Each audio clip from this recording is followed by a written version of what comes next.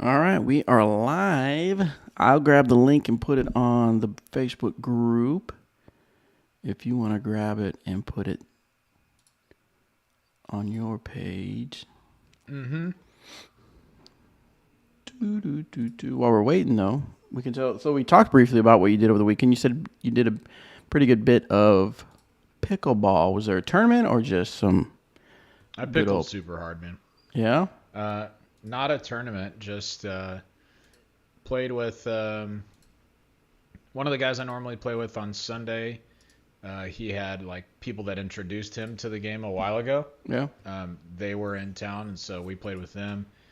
Then it rained on us. Me, Shay, and Owen went out on Saturday. It rained on us, so that sucked.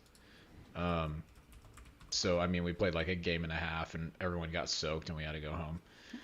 But then Sunday played with a group of four, Miche, and then a couple of guys from San Marcos, and had a good time. So I'm playing a tournament this weekend in Cedar Park, and then we're coming up for one in Wichita in like a month. So Wow, you are getting should be good serious. stuff. If I'm getting serious, we're just trying to make more tournaments because like we played the one in Austin, didn't play well. We were super tight, and it's just like left a bad taste in our mouth. So we want to get in there and show them what's up. Yeah. I played since what was that? I can't remember. It was a Tuesday night, and I was sore from my workouts or something. And as soon as I got there, they're like, "Hey, you can put your." They have a system where they have PVC pipes on like a Yeah, rack, and you like a put your paddle paddle. Yeah, stack. and And as soon as showed up, they're like, "Oh yeah, we need okay, yeah," because they had like one stack had only 3 paddles in it. So I put it in there. So I didn't even get a chance to like to stretch or warm up or anything. I just went in and started playing, and I got a little hitch in my hip, and that kind of screwed things up. And then the guy, of course, I hope he'll never listen to this, but Yeah, maybe. he was one of those players that he could play decent, but he really didn't put in the work.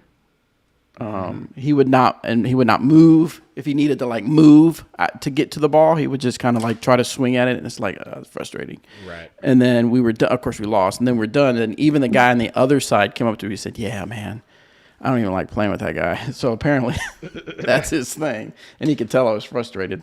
So then I waited for for a little bit, and then I played another game, and I just could not. It was one of those days. I could not get it over the net. I couldn't get it keep it in the Yeah. court. I was just getting frustrated. And so when that game was over, I was like, I'm done. I don't even want to try anymore. I'm out. I don't want to try anymore. Hear So I that, didn't do man. that. So but since then I haven't played yet. But I did meet a guy that we started talking. He found out that I played or did stuff for disc golf, and he just started playing disc golf. So That's got cool. his contact information. We're gonna go play a round of disc golf one time or something. So that's Nice. good. Sounds awesome. Yeah. So anyway, so what's up? So we got Racing Daddy, DeGan family caught one live. Love the show. Hope to see you guys at the Ledgestone. Maybe good to see you. I don't think I'll be at Ledgestone. When is Ledgestone? That's not for another Don't know. couple months, isn't it? I don't know the answer to that. Do you remember where Eric's traveling to this week? I He's don't. going to a tournament somewhere. I just don't know where. Yeah, I don't remember. No, I don't. I don't think I'll be at Ledgestone. At least I don't have any plans right now to be there. Yeah. Got to keep it places that are Ledgestone would be. How far would Ledgestone be to me?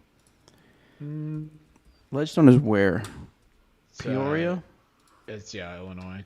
It's probably 9 hours from you, 10 maybe.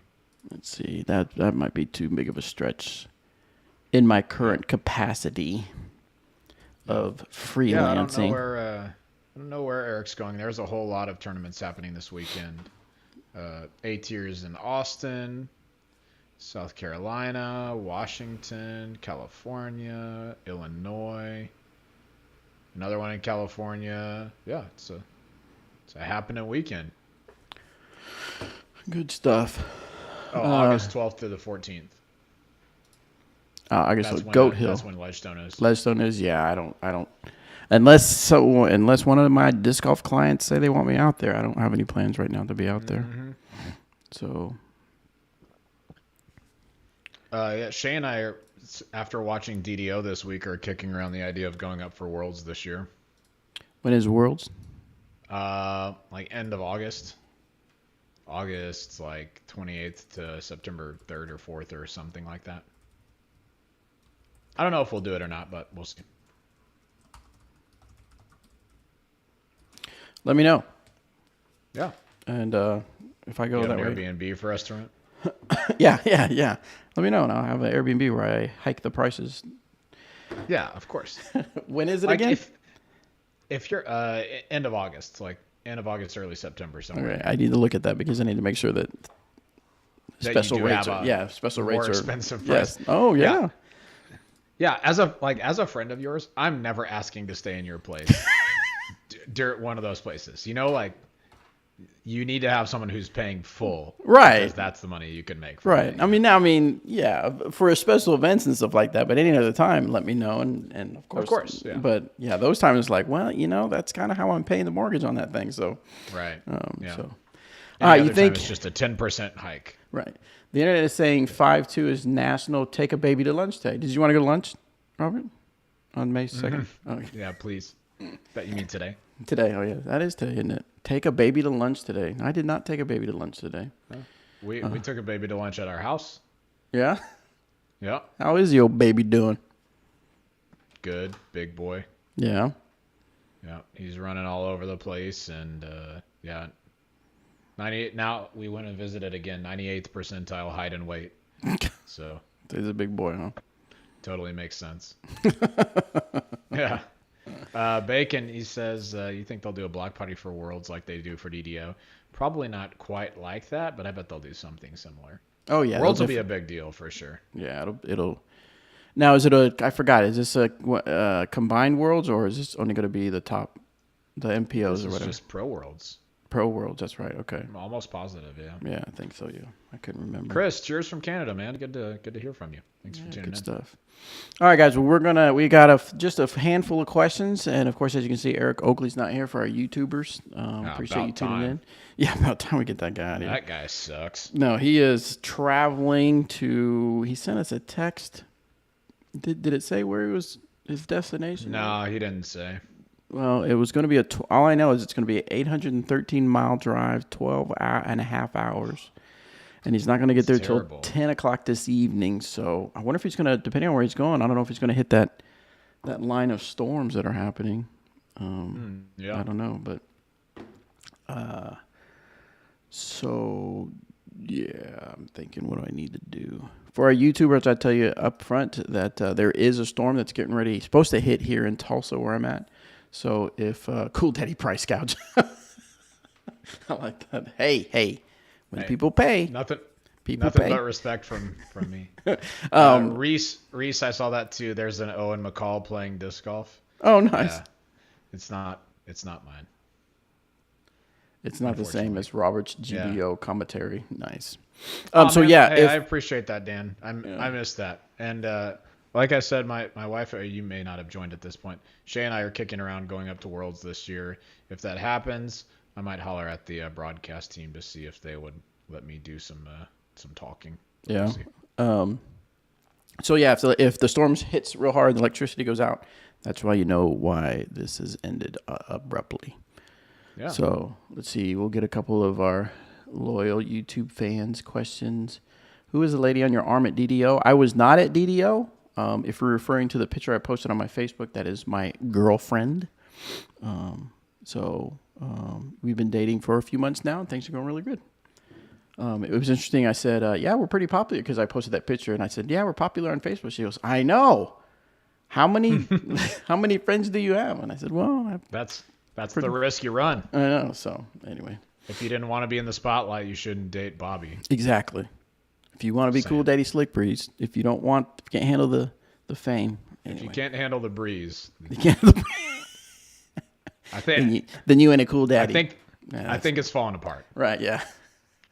All right, here we go. We're going to start the podcast and get our questions answered. Hey, everybody. Welcome to this episode of the Disc Golf Answerman. I am Bobby Cool Daddy Slick Breeze.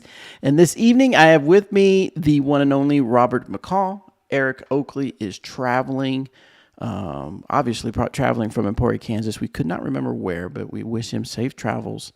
And he's got a long 12 and a half hour drive ahead of him. Well, he's probably well into the drive, but he's probably got about 5 more hours to his destination. So anyway, me and Robert are here to answer some questions, and we'll get you some disc golf knowledge.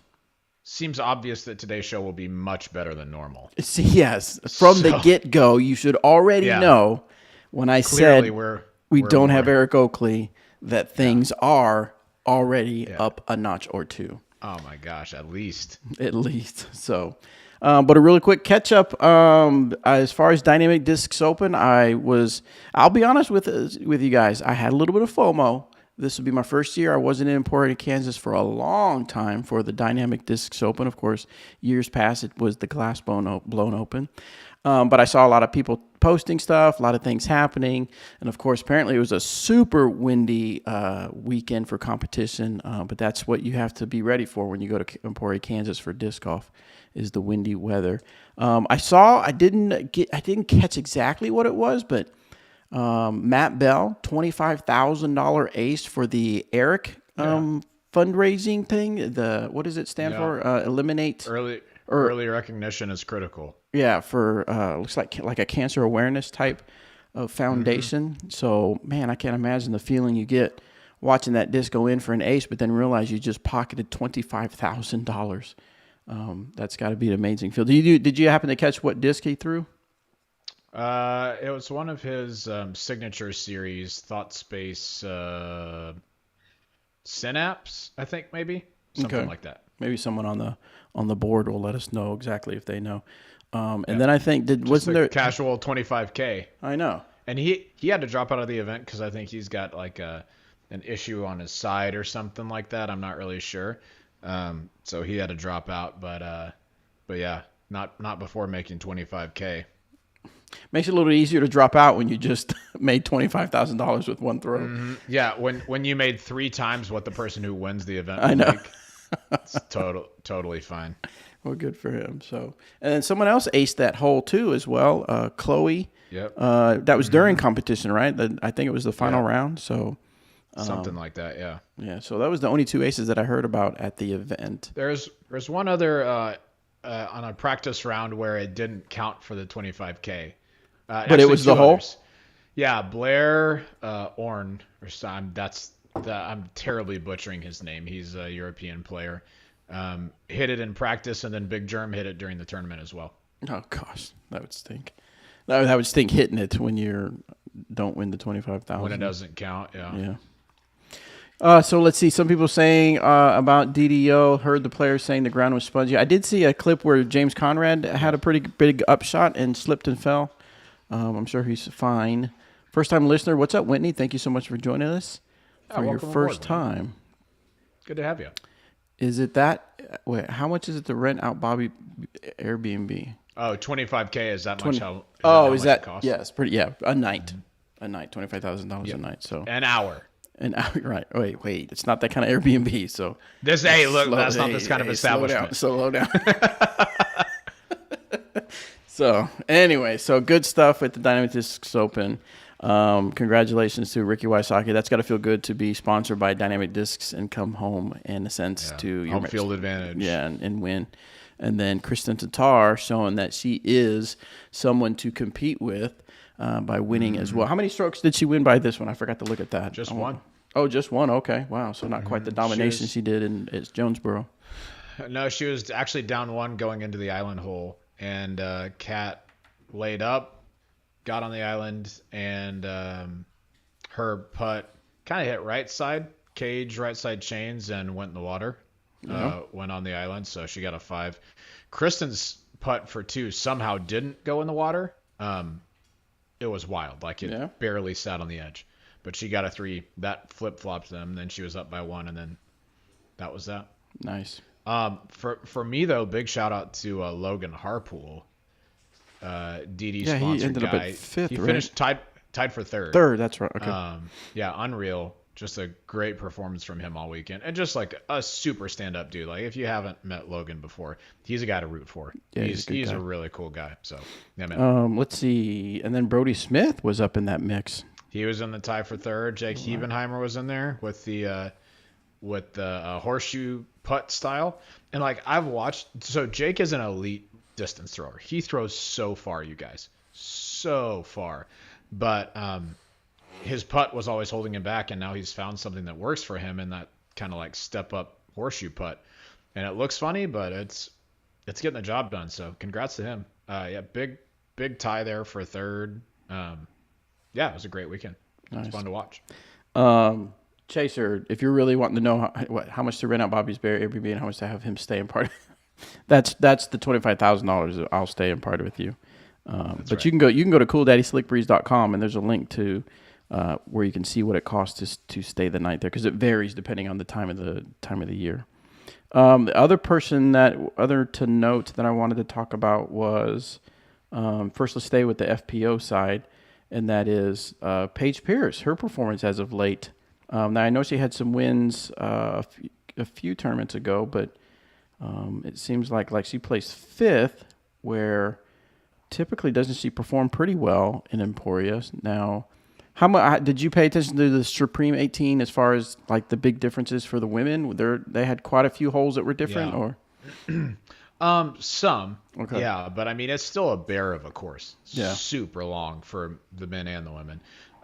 Paige was leading after day one and then struggled day two on Jones Supreme again.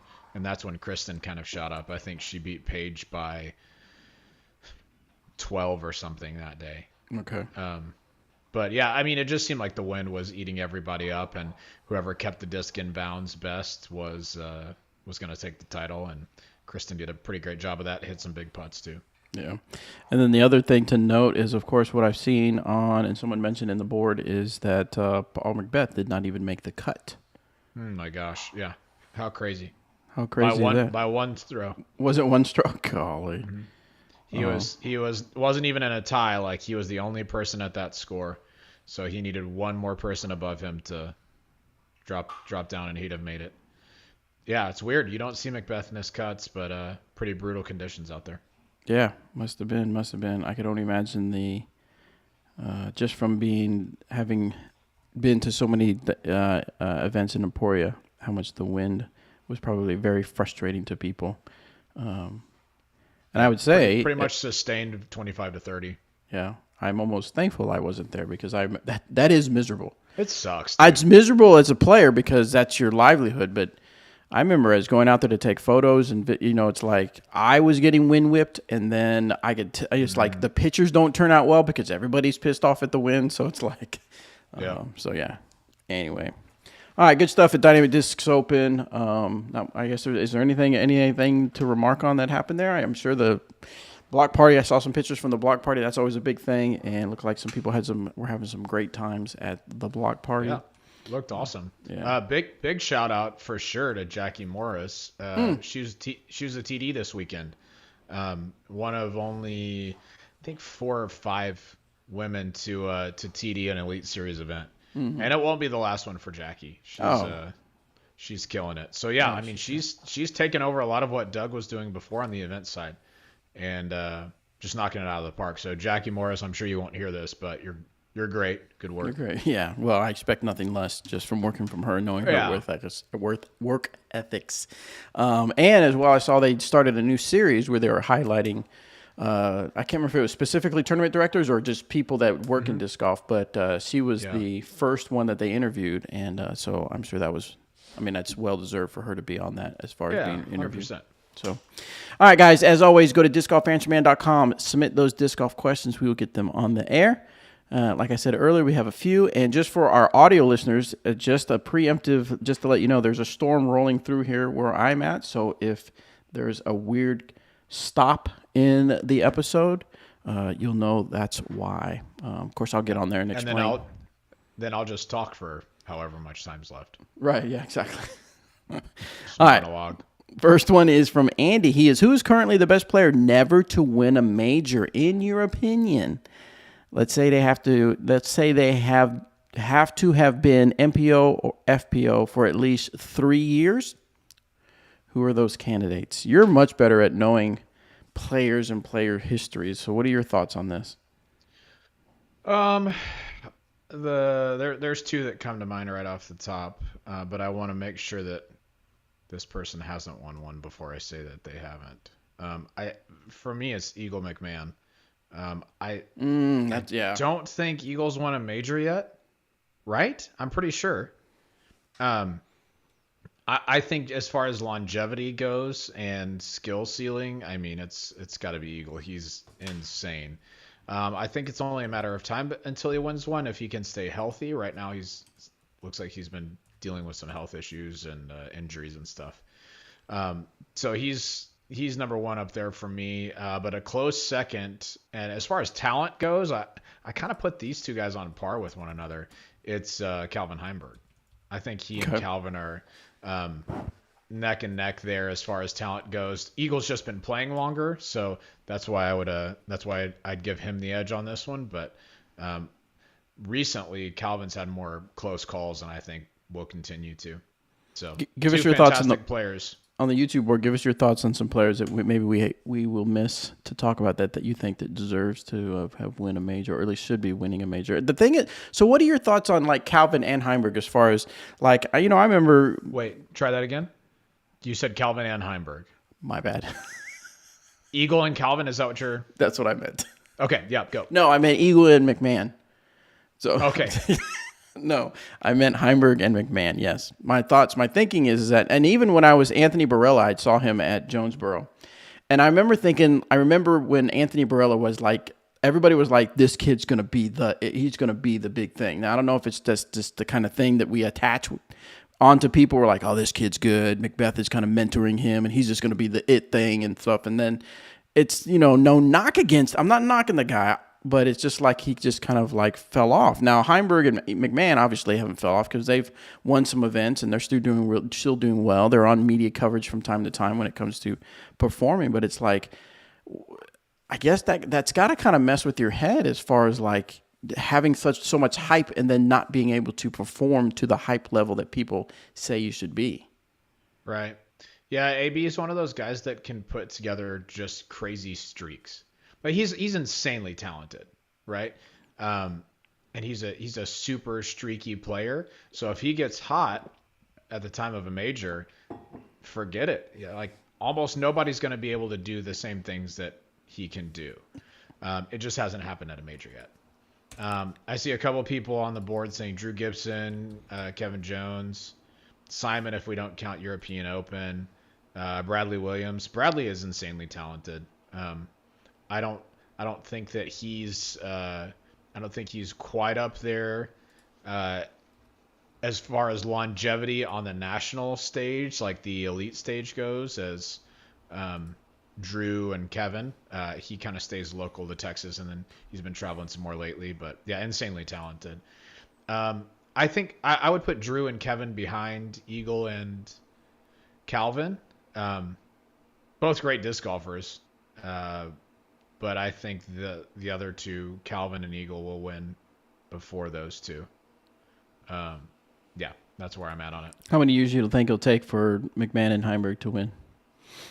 Are we talking about the next year or two, or? Yeah, one of them will win a major this year, I think, if not both. I mean, yeah. Calvin had a super close look at USDGC in 2020 or whatever it was. Had a pretty brutal roll away on 17. That's the year that Dickerson won. So yeah, I think I wouldn't be surprised if Eagle or Calvin wins one this year. They're both pretty insane. Reese says almost seems unfair that Eagle or Calvin haven't won. Why would you suppose unfair? Because of the timing. They're just that good. Yeah. Yeah, I mean, for Calvin, I mean, he without that roll on 17 at USDGC, then he's there's no way he doesn't win that weekend. Yeah, that's true. And that's not a shot to Chris. Chris played great. He built himself a huge lead going into round 4, and so he did what he needed to. But without that roll, Calvin wins USDGC. Yeah, I don't know. I think they're both super good, and I would be shocked if they don't both have a major title to their name by the time they're done playing disc golf. All right, let's put some money on this, or let's put a wager on this. I say Calvin wins before Eagle. Is that fair? Or do you want to? No, I would take Calvin. You would take Calvin? I'll take Calvin first. All right, you take Calvin. If Calvin wins a major before Eagle, then I owe you Torchies. Darn tootin'. and then vice But versa. since I got to pick, I'll owe you 2 Torchies. There you go. That'll work. Since I got my choice. That's fair. That's fair. So if McMahon wins his major first, then you owe me Torchies twice. Not 2 tacos. No, Torchies. yeah. Two times Torchies. Tanner McCartney, what's up, Tanner? Thanks for joining in. He said, I think Mason will win before Eagle. Mason hot Ford? take, for sure, yeah. Mason is one of those guys who, I mean, his ceiling is wild. Like, he's so smooth, super composed. I think give him a little bit more time to develop at the top level, and he's going to be right up there. He's already having great finishes, right? But he's one of those guys that really could break through at the top level with how consistent he is. Whether he'll win before Eagle is entirely dependent on if Eagle stays healthy. Because a healthy Eagle is just... Can soar. Man, he's tough to beat. That was bad. He's just tough to beat. He's a really, really talented disc golfer. I would say too, as far as Eagle, yes, the injury, the physical stuff, but he also kind of gets in his head when he plays, when he's not playing well. Eagle? Yeah. I mean, you can see it on camera, and I've seen it like up front when I did the Would Be on tour. You could just see his frustration, whereas Calvin seems to be able to handle it. Now, whatever's going on in Calvin's head, I can't imagine he's has a lot of stress in his head because it doesn't show. But it just seems that Calvin handles the stress a bit better than Eagle can. And I'm just saying, I mean, Eagle does have the history of punching the ground and hurting his hand. So it's like that, to me, that also affects your play. No matter how well you are, if you can't control your emotions, that's going to affect your play big time. Yeah. A couple of others before we move on. Chris said, how far is Gavin out? Are you talking Gavin Rathbun or Gavin... I bet you means Gavin Burr? No, that would be Gannon. Oh, that's right. My bad. The other is Babcock. I couldn't remember his last name for a minute. Both talented players. If Gavin Rathbun can stay healthy, he's another one of those guys that just has crazy distance.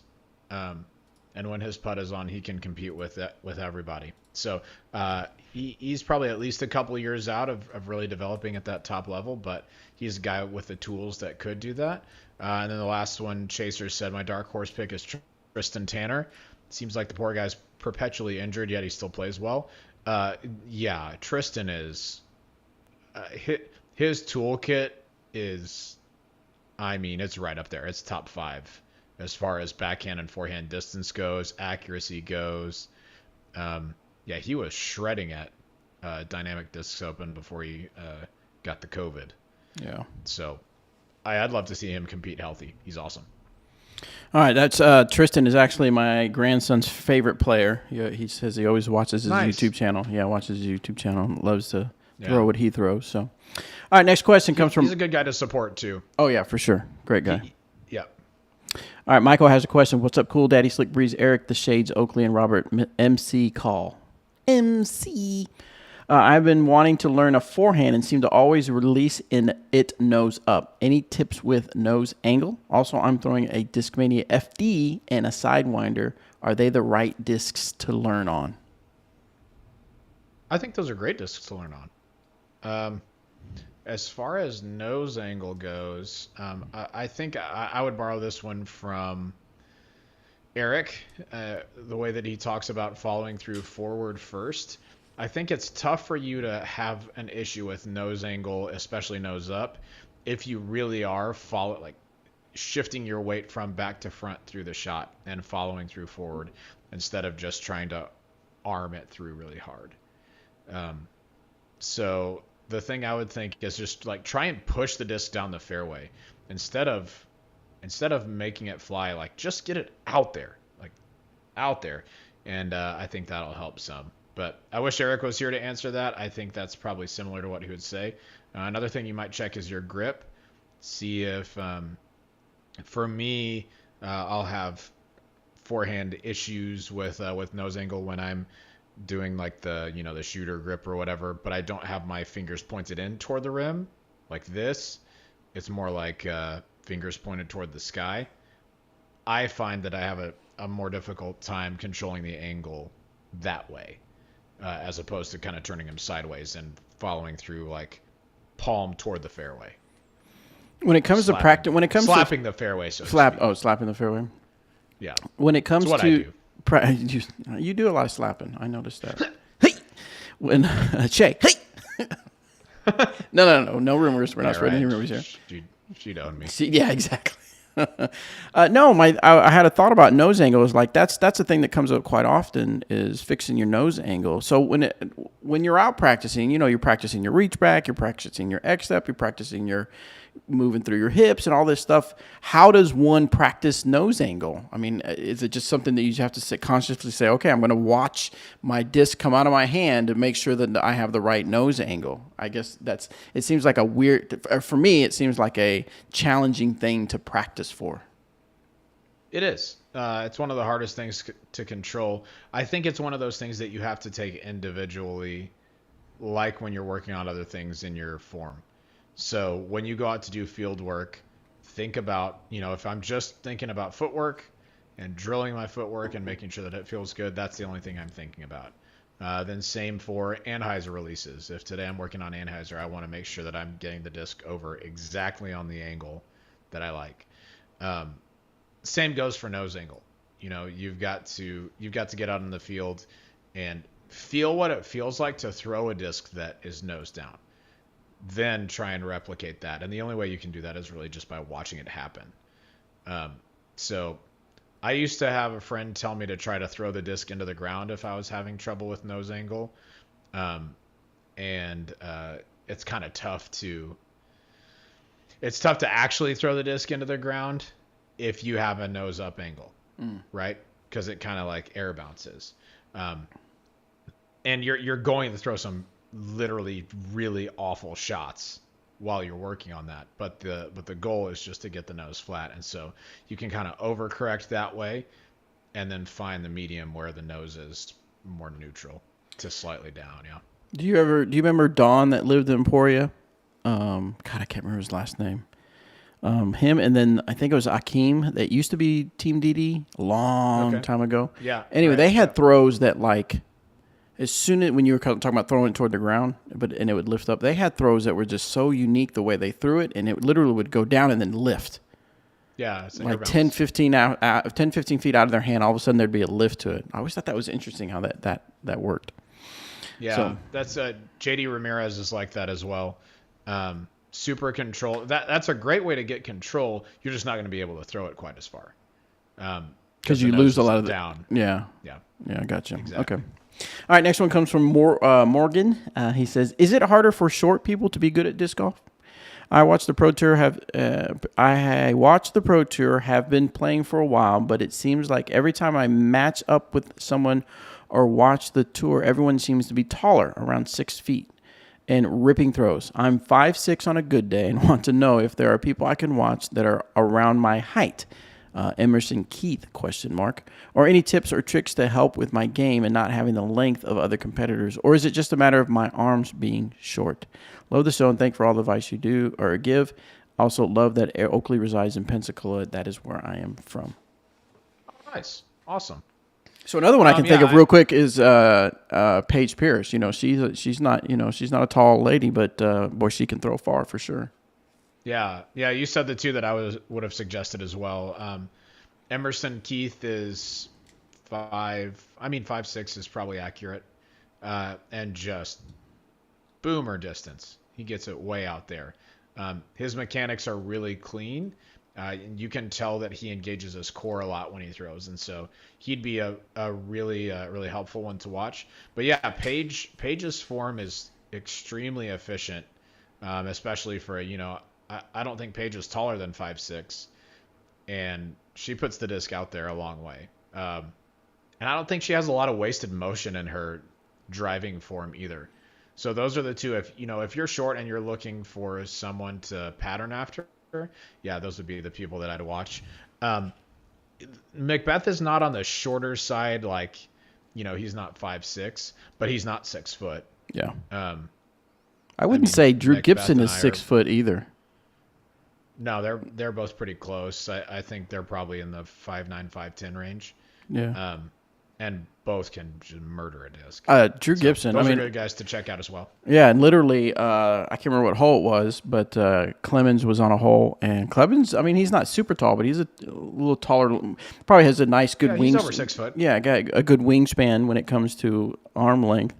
And they were at a hole, and I mean, there was effort, obviously, but not without a lot of effort. Drew threw twice as far as Clemens did. And everybody, and Clemens was like, "Oh my God, what the?" It's like, what is it about those people that why? I mean, Drew's he's not a tiny guy, but he's not like muscular, and he's not tall like some of the other people you'd think. But man, like you said, the mechanics are there so that everything's working as it should for him to get that disc like amazing distances. Sure. So. Drew is actually pretty muscular though. That's true. He's a strong dude. And he's got a lot of tattoos. I'm sure that helps. Which helps. Right. I mean, that's 10% per throw per tattoo. Right. Should have gotten more tattoos when I had the chance to compete. Exactly. See? But really, it comes down to timing and explosiveness, right? Everybody can move quickly at one point or another in their throw. It's can you move quickly at the right time to make the disc do what you want to do. Like that's what all those people that we were talking about have in common. Watch Drew throw, and it doesn't look like he's trying hard, but it's because his snap and his explosive speed is only at the end of the throw, right? He's not sprinting up. It's just when he reaches back, slow, and then pop fast. That's how he generates all of that. So yeah, it's all about timing. Good stuff. All right, next question comes from Dallas, and he wants to know, why is Disc Golf Ranchman not at 1,000 subs yet? I don't know. We're pretty close. How close are we? Did you see? Happen to notice? I looked earlier. 954. All right. 46 subs away. Yeah. All right. And just a reminder, why we're talking about that. Giveaway. We got a Dynamic Disc Combat Ranger that Eric Oakley has in his possession. Well, probably not right now. It's at his house, but we're going to give that away to somebody who subscribes on YouTube. So once we hit 1,000 subscribers on our YouTube channel. Also, now that we're kind of talking about that stuff, I want to give a shout out to our latest Patreon supporter, Mr. Jebediah. So thank you so much, Jebediah, for becoming a Patreon supporter. We appreciate that. That helps me pay some of the fees that are associated with having a podcast pushed out there. So I appreciate that very much. All right, let's go. I thought this was free. Huh? You thought it was free? Yeah, everything. I thought this was 100% free. Yeah, everything in life is free. So all this stuff is free. Yeah. Sweet. So it's really just for you to get tacos. I mean, it says it on the Patreon thing. All right, this question is from Ahmed. Hey, DeGam fam, hurry up and get to 1,000 subs so I unburden Eric from having to carry around the bag everywhere. Does it come with a Berg, or does that arrive 6 months later? Well, if it's up to Eric, it'll probably be 6 months to a year before you get it. So, hey, good callback, Ahmed. All right. Anyways, I have a question. I have problems throwing anhyzer, so I generally throw a high hyzer flip and have it slowly drift right. Most of the time it works, but sometimes I get no flip and it rides straight. Why do that? Yeah, great question. The answer is nose angle. Is it again back to nose angle, huh? It really is. This is something that I've struggled with at different points of my disc golf career, is that if you're not really particular about your anhyzer angles and starting high and kind of following through toward the ground, then an anhyzer feels a lot like a nose up throw. Like they feel shockingly similar. One rides to the right when you actually do get the wing down to the right side. One just goes straight and bails left and sucks. So yeah, I mean, throwing anhyzers is primarily about commitment. Go and take an overstable disc and try to throw it at 60% on an anhyzer, because it'll tell you even faster if you're actually throwing an anhyzer, right? If you see when the disc comes out, if it's on this angle, then it finishes, no problem. But if you don't put enough anhyzer on one of those discs, it's just going to bail left immediately. Okay, so try and get like your Firebird or your Felon or your what's Eric's Scepter, I think. Yeah. Try and get that to ride to the right, even if it's just for a little bit, and then you'll start to feel like this is when an anhyzer angle feels like out of the hand. And to be fair, a high hyzer flip is not a terrible throw. It's actually a good one to have, but you have to make sure that you do get that nose down so that it can actually get over to the right. Because if it doesn't, then yeah, you've got the nose up, straight, bail out, early left shot. Like the dreaded nowhere close to what you're trying to throw a shot. Yeah. All right. Well, that's why all. I just throw hyzers. Just hyzer? Mm-hmm. Do you yell hyzer, hyzer? Hyzer! And then I throw it.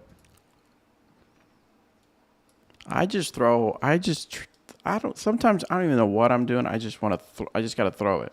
You just got to let it Just got to let it fly, see what happens. Let the disc do the work. Whoa. Yeah. Sorry, my whole that's why I like building just shook from thunder.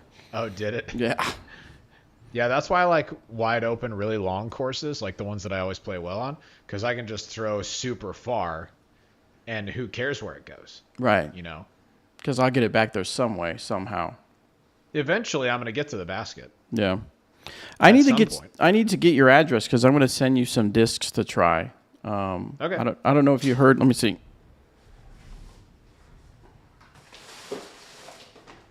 So should I just tell it to you on air? It's 362. Yeah. Just kidding. And then your phone number, and then So this, have you heard of Clash Disc? We've talked about it before. The Peppa. Yeah, we talked about it. Have you touched it? Have you have you held any of it? Have seen any of discs? Not in person, no. All right, I need to send it to you then. I'll test them, yeah. This one is the Clash Pepper, and this is an overstable distance driver. It doesn't have the numbers on it. I should have had the numbers for you, and then they got the Berry, which is the mid range. It feels really nice. Maybe. Okay. Like feels good, and I think you're gonna pick up on that just because you've been playing for so long and have been around a lot of the disc golf business, the biz, and have felt other discs and stuff. But it's pronounced bidness. Bidness. So and bidness. Good. And then the mango. I don't know if anybody. I don't know if anybody on the board has thrown any of this. And then the mango seems to be a pretty popular one. And this was an overstable. I think this is like a. I don't want to say for me, it's probably like a suspect overstable mid. I have not thrown them yet. Every time I go thinking about throwing it, it's bad weather, and then stuff is going on with this hold good the weather. rim up to the camera real quick, Bobby. Yeah, okay, I dig that. Yeah, that's like it's reminiscent of like a kind of looks like a warship lip, or does it have a bead or no? No. Yeah, maybe like something that's curved a little bit more underneath, like a. I mean, that's how rocks are, but with a bead. And that's the Berry, and I think the Berry's gotta be a little bit straighter. Yeah. Yeah, looks good. Those are cool. And then the popcorn, they're popcorn. Okay, that looks almost identical to like a Keystone or a like a deputy, like something a little shallow, a little understable. Yeah, I didn't show you that. Looks great. There's the Pepper. That looks kind of overstable. Yeah. That's almost like a Firebird type disc there. Awesome. Yeah, send them over. I'll try them out. I'll give you a report. Yeah, I'll send you some. So anyway, that's all we have. Unless the board has any questions for us, we'll give them a few minutes to see if they have any questions other than asking for your social security number. Yeah, Chaser. When I was about to start giving my address, I thought about saying 867 5309. Yeah, 5309. Oh yeah, Anthony picked up on your typo on YouTube there, Bobby. Disc golf Anwar man. Of course. Anwar man. Anwar man. Who will handle more of the answers tonight? Who do you think? Anthony. Yeah. Anthony, do you have a camera in front of you, Anthony? You want to join us? Tell us about DDO. How do you handle it? Do you survive it? Go get all your questions and word. Disc golf and we're men. Yes, tonight we answer the question, are we men? Chris says tips hyzer flipping light discs. Is what's giving you trouble about the fact that it's a light disc? Like, is it an understable disc or is it overstable? Either way, I would say when you're throwing a hyzer flip, especially if it's an understable disc, make sure that you commit to the hyzer angle. It doesn't have to be a steep hyzer angle, but make sure that you commit to it and follow through on that, because you want the disc to work over. You don't want to rip it up to flat on your own. Then I feel like you're doing a little too much work. So for me, something like a Maverick or a Leopard, I'm throwing just like 10 degrees of hyzer, smooth hyzer release, let it get up to flat, and then just kind of ride to the right. That shouldn't change whether the disc is max weight, lightweight, anything like that.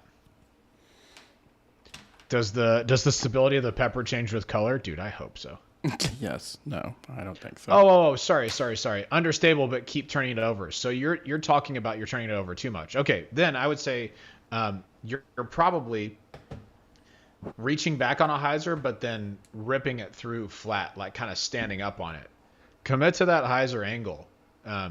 It's you have to commit to reaching back on that, following through on that, because that's going to give you the truest flight instead of reaching back on a hyzer and then trying to like pop it up to flat on your own.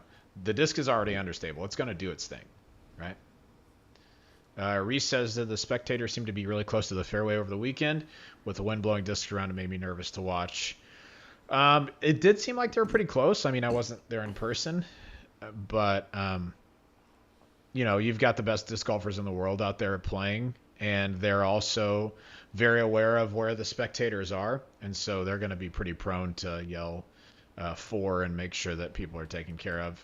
There's also a good group of volunteers out there that were working to keep people safe. So they didn't do the Raz run, did they? They tightened some fairways though. Did they do the Raz run? Did you see hole one? No, me. I don't know if they did their Raz round. I don't know. It was a blast when they did it, but people were way too close to that. But like hole one at Country Club used to be that the sidewalk, like the cart path left, was the OB. Now it's the left edge of the fairway. And that changes that shot a lot. Because used to, you could let any shot go. Like, it's so rare to go out of bounds left there. Now I think it's a tougher tee shot. So they had it just marked off tighter, not using the sidewalk. Yeah. I didn't notice that. Brought it into the right. Our Ember said, "Have either of you ever thrown gyro? Notice a difference?" I have a couple of discs. I've thrown the Envy pretty extensively. It's just a great disc. I don't think that the gyro technology, like the different rim and flight plate, make it as big of a difference as they advertise that it does. I think in theory it should, but in practicality, it's just not as big of an impact as you'd like to. But that's not to say that they don't make good discs. I think they've got some great discs. So, yeah. Some of the best wind in the world, too. Oh, my gosh. Yeah, it was wild out there. Bobby needs to try a Hex. I've never... Who makes Hex? That's a gyro disc. Oh, is it? Okay. Mm-hmm. Euros are delicious sandwiches. Yeah, they should have that. The class should make a Euro, Bobby. A Euro? It'd make some people really mad. Because it looks like gyro, remember? Euro technology. Yeah. Is that the name of the disc along with the name Mango and Pepper? Yes. Pepper. They have pepper, mango, berry. He's asking if they also have a Euro. No, they don't have Euro as of yet. That's a mistake. I've talked to them about they have a big thing about to happen where you can help them name the next couple of discs. Nice. It's gonna be kind of, they told me how they're gonna do it. It's gonna be kind of a cool little social media thing. So Malachi couldn't smell this because he had a sinus. A sinus. Hey, you seen this? Hey. Oh my gosh! And he lives in Emporia now. Full circle. He works at DD Malachi. Really? Malachi Arzola, the That's- one. that's cool. He moved. I think he and his dad moved to Emporia. They work up there now. That's He's been in cool. a couple videos. That's awesome. All right. Well, that's all the time we have. Well, that's not all the time, but that's all the questions we have. So, not super short, but a short little episode for you guys. We appreciate you sending those questions in, and we will see you on the next episode. We have nothing coming up. I'm sure Eric will have some report back into us as far as some tournaments as he's playing. Make sure you follow Eric Oakley so you can keep up with what he's got going on. I know he's posted some pictures. He sold some unique discs at the Dynamic Discs Open Block Party. Of course, I know a lot of players that sell unique discs at that block party. So, anyway, keep following him so you can see the cool things that he's got going on. For sure. And make sure to reach out to him on social media and tell him how much better today's episode was than the ones that he's normally on. Yeah, make sure to tell him to step up his game the next time he's on. So yeah, combined disc golf rating here lower than normal. Combined intelligence rating way skyrocketed. way skyrocket when Eric stepped off the show today. We have set the bar. So, all right, guys. Well, again, thanks for tuning in. We'll see you on the next episode. Bye, everyone.